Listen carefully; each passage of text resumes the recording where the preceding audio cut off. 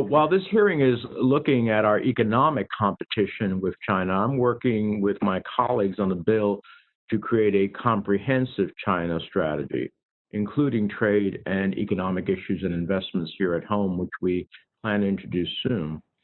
But given the shortcomings of President Trump's all bluster and tactics, no strategy approach to China, a comprehensive and integrated approach, I think, is very much needed.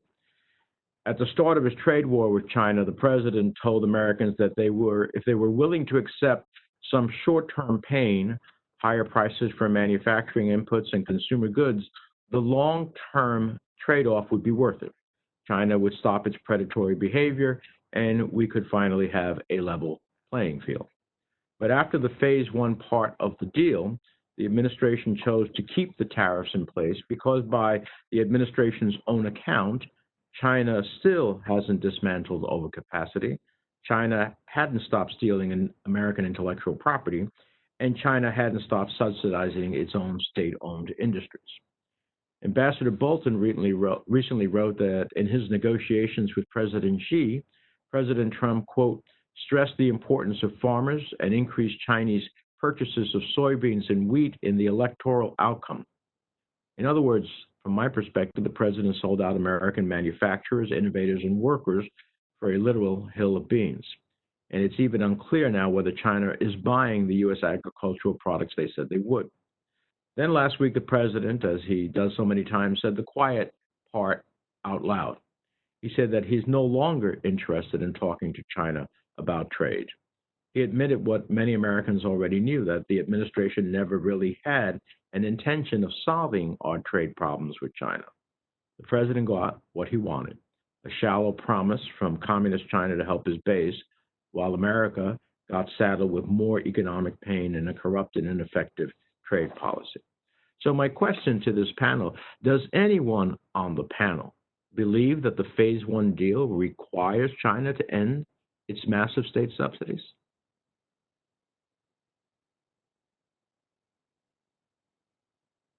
Do I take your silence as saying, no, you don't believe so? Senator, if I could briefly speak, it's a good question. I think one response to that would be that China has built its entire economic system on a foundation of subsidies, control, export promotion using dumping and other things. It's not going to make that change lightly. It's a difficult change. It's something that is likely to be a multi-year, multi-administration task. So my own sense would be we have a long way to go, and it's going to take a lot of deep thought and a bipartisan effort to really make those changes happen. Does the phase one deal do anything, again, I pose it to the panel, to reduce Chinese overcapacity in steel and aluminum? I assume the silence means it doesn't. Does the phase one deal require China to end cyber attacks on U.S. companies or even the U.S. government? I think the answer to all of this is pretty clear. No. Mr. Giancarlo, I want to ask you about another flaw in the phase one deal. We know that China committed to buy a total of $32 billion worth of agricultural products by the end of 2021, but we don't know the specific breakdown of the purchase commitments from each individual product like rice, wheat, or soybeans. Now, when the deal was announced, USTR Ambassador Lighthizer said that those specific targets wouldn't be made public in order to prevent market manipulation. But here's the problem. The Chinese government does know those individual targets. And if they wanted to, they could use that information to distort or even profit off movements in our agricultural markets. Do you acknowledge, or I should say to your knowledge, does the phase one deal include anything to prevent China from using this non-public information to manipulate U.S. commodity markets? I don't have information on that specifically, Senator. During my tenure at the CFTC, though, we were not aware of overt efforts to manipulate markets by China. Would you recommend that the administration share the full details of the phase one deal with the CFTC and SEC so those agencies can police potential market manipulation that could come from the China phase one deal? Again, during my time, there was good information sharing, but I can't speak to whether that specific information was passed Yeah, on. my question was, would you suggest, in the absence, let's assume there isn't any sharing, would you suggest that they do that? Yes, I think that information sharing amongst agencies is critically important so that each individual agency can fulfill the mission it's been assigned to do. Thank you, Mr. Chairman. I have other questions. I'll wait for the second round. Thank you. Senator Kennedy. Thank you, Mr. Chairman, and I want to thank. In my view, the best way to make China more, America more competitive against China isn't to strike a deal that requires purchases of specific goods.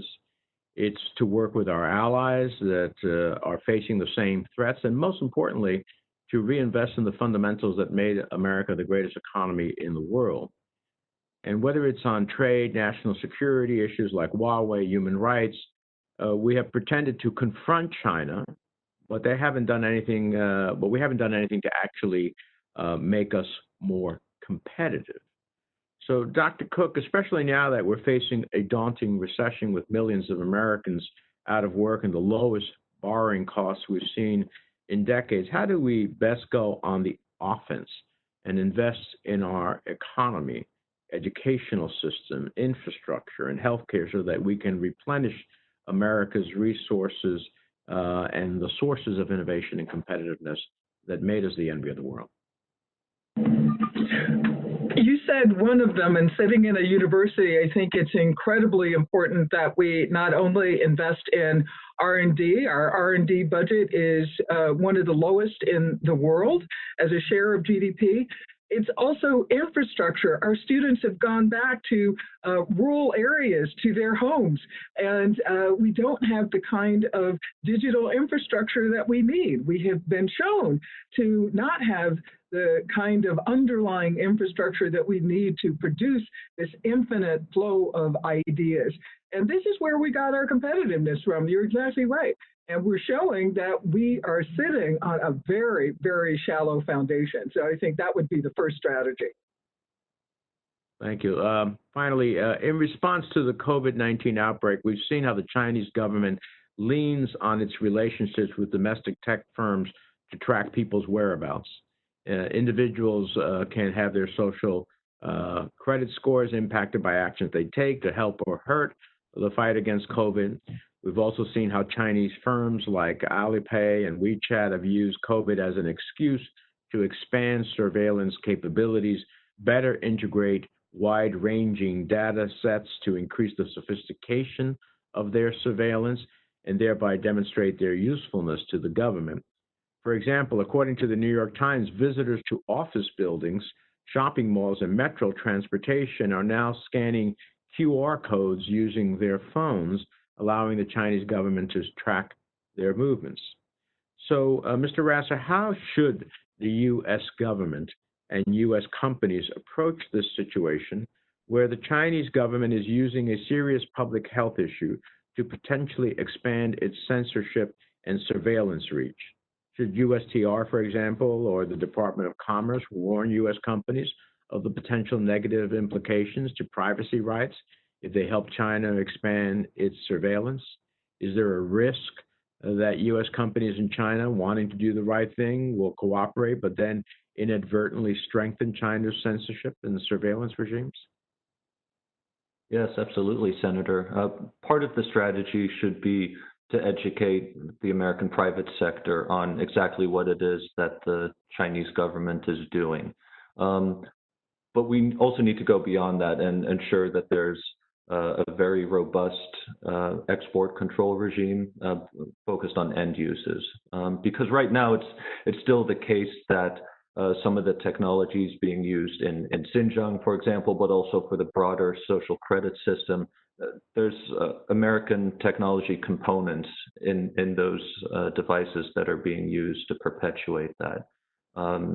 And then the third component would be America taking a leading role in shaping the norms for how surveillance technologies are used worldwide. And to your point, this is really critical that we then also work with like-minded countries to make sure that the message is clear that this type of activity by Beijing is unacceptable, and that it's also very much unacceptable that Beijing is trying to export not just these technologies, but also how those technologies are used to other countries, because that's a direct threat to democracy and democratic institutions around the world, and we have to put an end to that.